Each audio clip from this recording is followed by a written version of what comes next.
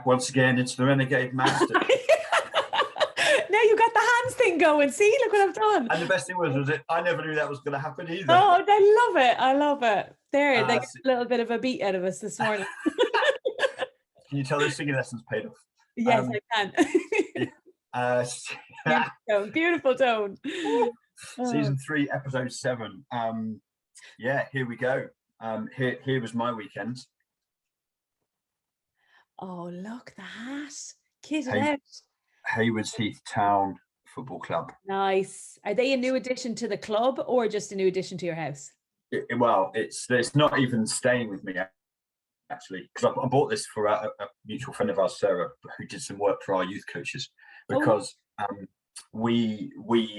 chairman bought 40 of them or whatever it was, and they sold out straight away at the club.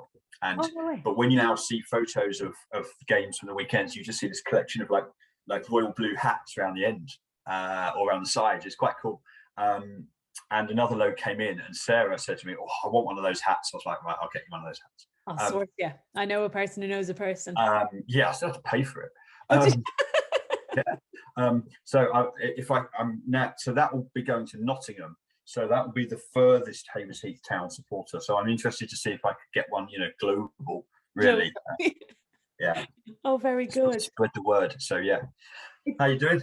I'm good. I was saying kit. I love kit, but I thought about your favorite Christmas present of the socks and the feel of socks and all that we talked about. And kit's important, isn't it? Like I thought we played Everton yesterday and they had some nice kit and we have some nice kit. And I know there's a bit of banter about us playing Umber, la la la. And then you go and play Spurs and they've got these new kind of fandangle colours on them. And I wondered how for some players and fans how important the kit is, and what, like, obviously the hat keeps you warm, that's cool, but then it's the brand leaving, as you said, going off to different dance around the world, and people are going, oh, who are this team, and oh, they're down in this place, and it's cool, very cool. Yeah, I wonder how much those kind of nicety things around everything make a difference. So, obviously my kind of background with England youth teams and football, they get the best of the best. Yeah. They never want for anything. So they've always got everything that they need.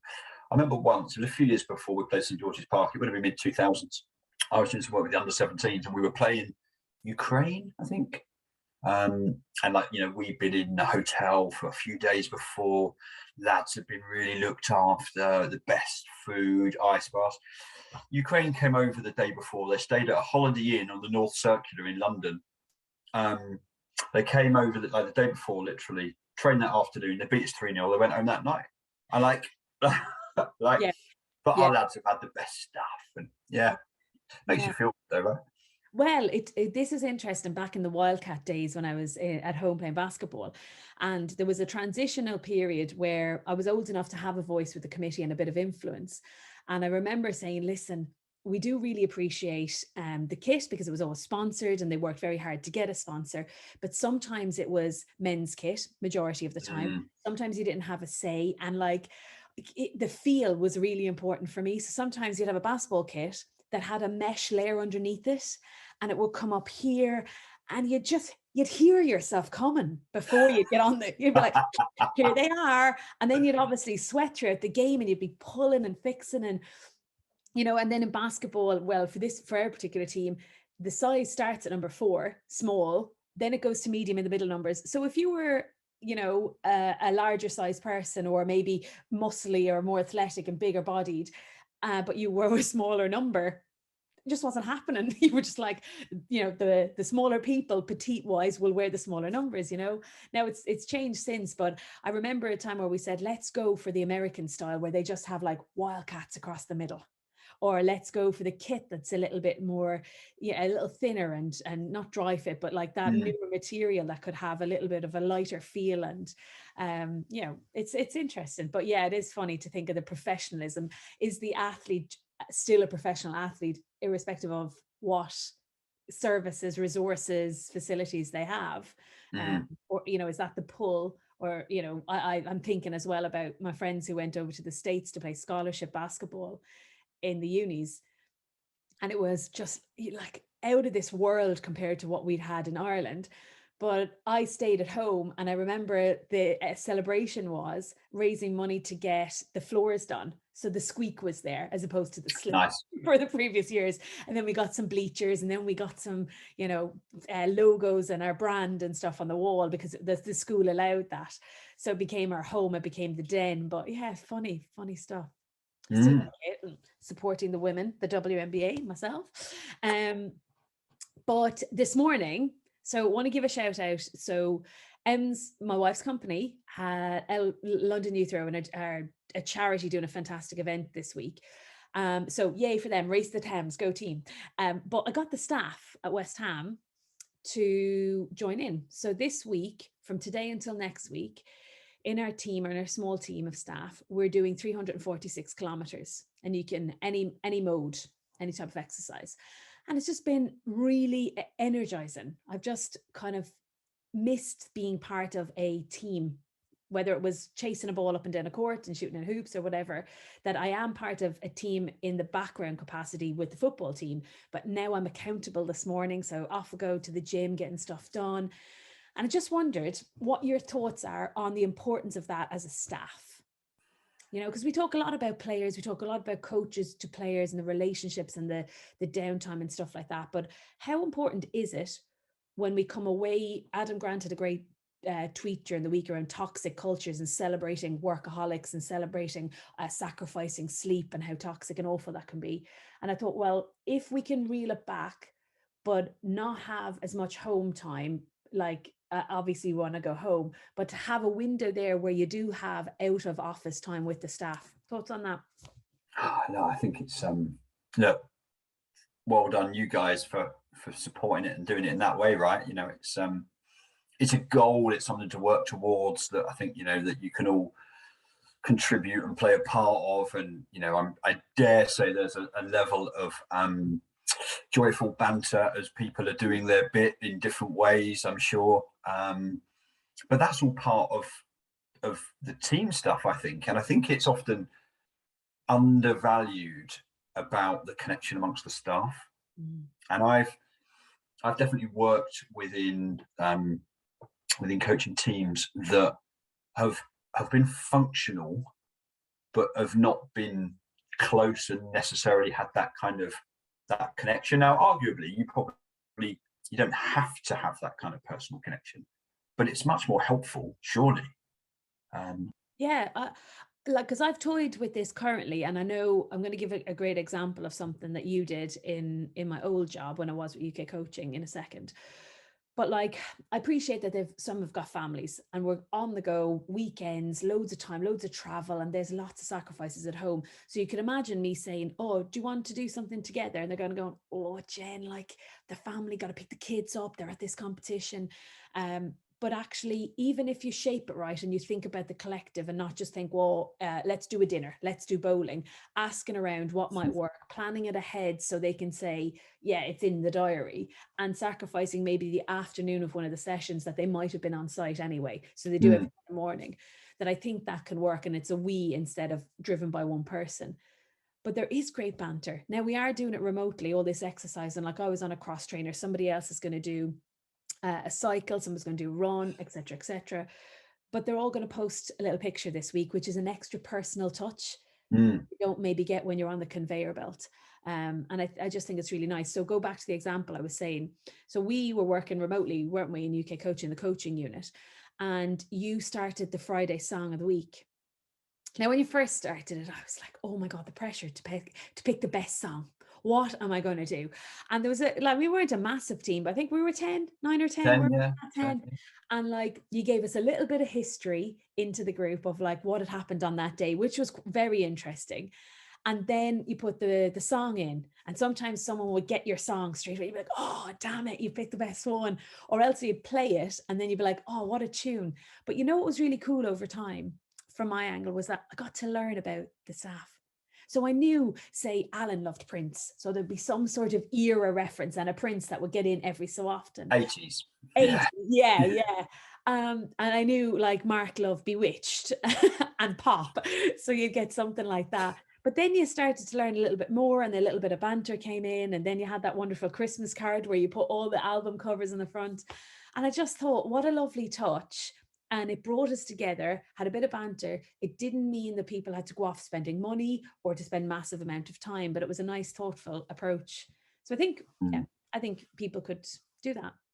I think you should all do that. Yeah, and especially when you're remote, and people will work in many more remote teams now on the back of the world, and the way it's been for the last 2 years, it's tricky in a different way that we've probably not foreseen necessarily. But so surely there's some health benefits for this as well, right? Oh, massive. So if we look at the quote I said there from Adam Grant about the two areas, the working hours, and there's a new chapter in the book that we did at Christmas, the Myth of Sports Coaching. Brendan Cropley talks about the 24/7. This one? This one I made earlier. Shameless push. And it isn't at all, but it is a really good chapter around working 24/7. And we specifically asked him to look at that area. And he completely agreed in the multitude of areas he could have discussed. So that's one. And how do you break that? But also then the coming up for Air Week and like get a week off or a long weekend, you see the difference. But can that be broken down into little segments in the week where you have something cool in the middle of the day that breaks it up? You have a connection point with everybody at the end of the day. You have something lighthearted at the start of the day that surges people on. You have opportunities planned out where, if I guess I'm using football as an example here because it's topical for us, the international break, or there's a window of something where people can say, hey, we could get 2 days in a row there now, does anyone want to go away? And then recently we started doing a lot of work around sleep and looking at it, some of the myths around it, but the reality of not celebrating, oh, I didn't get an ounce of sleep now, that game was on my mind, I had to plan this, or I was like, that's not something we should be going, oh, you're so great at your job because you do that. So there has to be a better version of yourself that's available to you if you're mindful of what's pulling you in certain directions and what's not healthy. I'm not saying that everyone goes, oh, let's get 8 hours sleep, let's do this, let's do that, each to their own. But yeah, there has to be health benefits and how that ripples into your eating habits. I saw during 2018 World Cup in football, Gareth Southgate and all the support staff, all the coaching staff, all the S&Cs, physical training, etc. All the staff would go for a run together. So they would they'd all go out, often a group of 6, 8, 10 of them. Now I think people would choose whether to be in that or not depending on your own level of fitness, but I think it would be togetherness thing, so they would probably go at the speed of everybody else. Although Gareth did go once with him and the doc, and Gareth fell over and dislocated his shoulder. That wasn't the greatest thing, but generally I think there's probably some quite good health benefits. But and I'll often see photos on Instagram that the physio Steve has put of a load of the group that have stopped somewhere to have a photo at the top of this thing or whatever, and the benefit health-wise, absolutely, togetherness, yeah, but that just kind of self-care, and especially when you're supposedly in it 100% and you can't sleep and you've got to focus on this, you're going to function better. And we know from release of endorphins, you're probably going to be happier if you've looked after yourself and been in better shape as well. And it's probably a huge bias, and we've talked about some bias stuff and perceptions before, but I think if you've got a nutritionist and they're 24 stone, like some part of me is going to go, that doesn't really work for me. Why am I going to listen to you if you can't do this? And there's some real unconscious bias that might come in, because I'm sure their information might be amazing, but people will have a perception that somebody working around a group of athletes will be able to take care of themselves. Yeah. And I think it's good modeling if we want the players to do that as well. Yeah. And you don't have to be the fittest or the strongest. Absolutely not. No, but there's a whole bigger picture that I think treads through all the seasons of stuff we've done. And it's around that leadership and the modeling of behaviors. And I don't know if we need to have somebody who's, ripped and tight and pristine in any of the roles, and even around, the more physical or the nutrition, but it's the leadership and how they communicate that message and how they carry themselves and the confidence within that.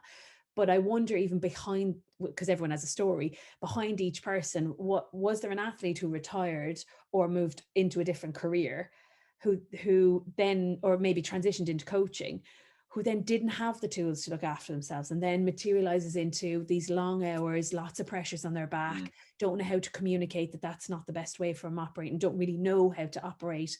Then there's a lack of maybe a support network, and it's rippling into that space where you kind of go, oh, like, you know, what do I wear and how do I wear it? And, you know, whether it's, I know in basketball and in football, sometimes they have to wear certain things on the sideline. You know, how do I prepare myself to look my best, to feel my best, and actually mentally to be in a space to approach what I'm going to do, you know? Yeah, it's really interesting.